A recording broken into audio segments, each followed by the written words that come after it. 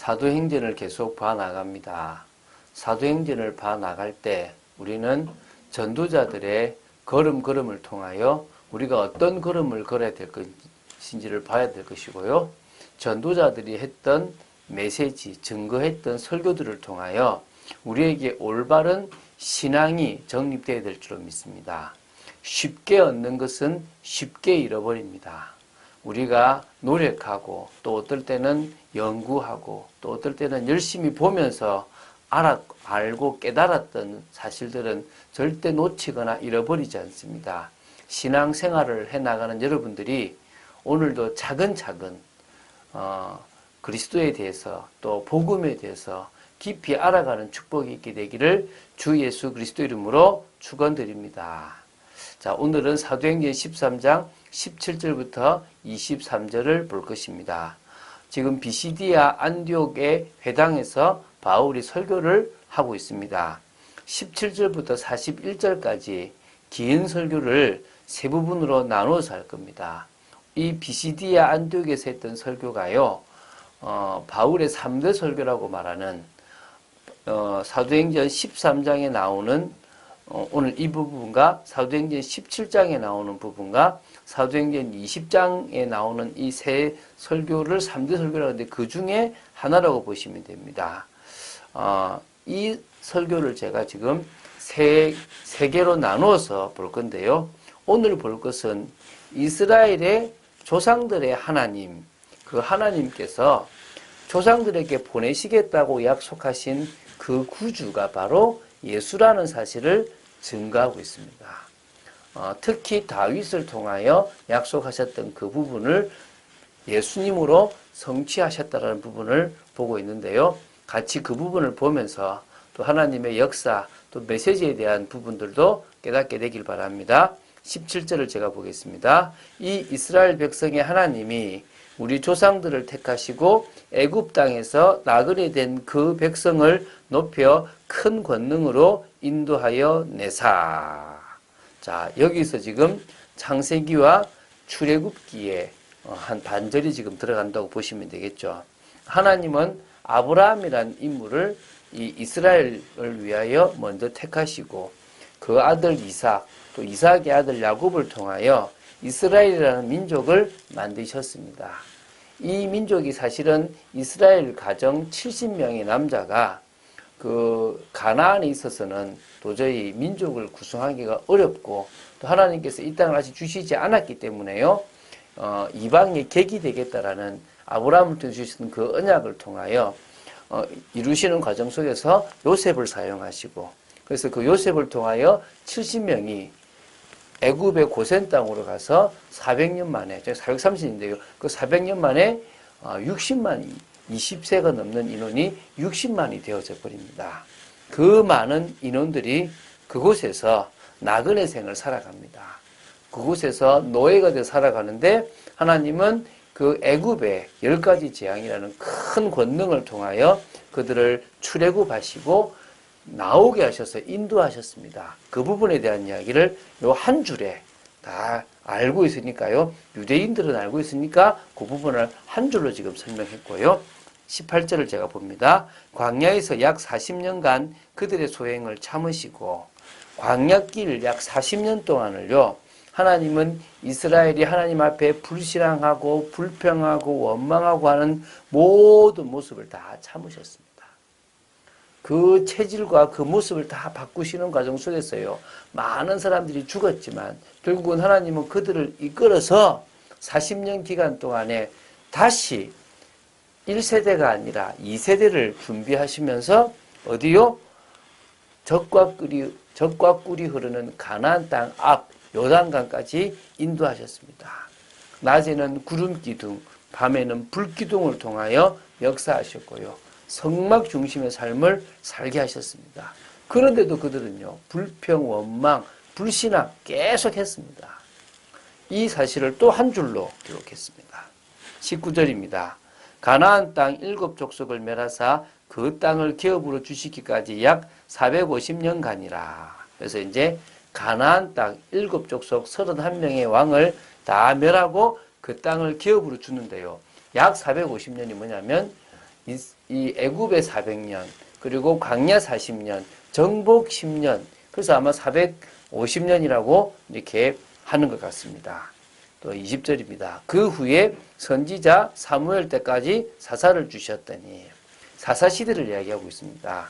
여호수아가 죽은 이후에 온니엘부터 시작해가지고 사무엘까지 약 300년 정도의 그 기간 동안에 사사시대가 계속되었습니다.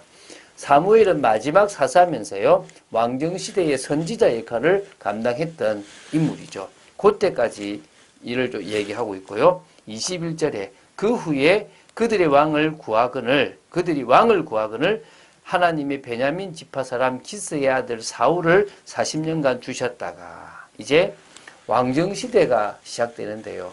하나님은 왕정시대를 원치 않으셨습니다. 그러나 이스라엘 백성은 완악함을 속에서요, 우리도 왕을 달라고 요청하게 되고, 하나님은 그들의 죄악을 알고 그들의 이 틀린 것을 아시지만 왕을 허락하셨습니다. 왜냐하면 그리스도가 또 왕으로 오셔야 되기 때문에요. 또 메시아가 만왕의 왕이 되셔야 되기 때문에 왕 시대를 또 하나님은 허락하십니다. 그런데 그 초대 왕으로 누구를 세우셨습니까? 사울, 그것도 베냐민 지파 사람 기스의 아들 사울 왕으로 세우셔가지고요, 약 40년간을 또 다스리게 했습니다. 패하시고 다윗을 왕으로 세우시고 정언하여 이르시되 내가 이새의 아들 다윗을 만나니 내 마음에 맞는 사람이라 내 뜻을 다 이루리라 하시더니, 자, 그 사울 왕이요, 하면 안 되는 제사를 드리고 하나님의 말씀에 불순종함으로 말미암아 하나님이 그를 패하셨습니다. 그리고 다윗을 왕으로 세우셨죠. 그 다윗이 바로 하나님 마음에 합한 자였고, 하나님께서 맞다라고 인정하셨고 내 뜻을 이루실 거다라고 얘기하셨습니다. 바로 이새의 아들 다윗이죠. 유다 지파를 쭉 이어오는 다윗이었습니다. 하나님이 약속하신 대로 그 사람의 후손에게 이스라엘 위하여 구주를 세우셨으니 곧 예수라. 무슨 약속을 하셨냐 그러면요, 이것이 소위 다윗 언약이라고 부르는데요, 사무엘하 7장 8절부터 16절의 내용입니다.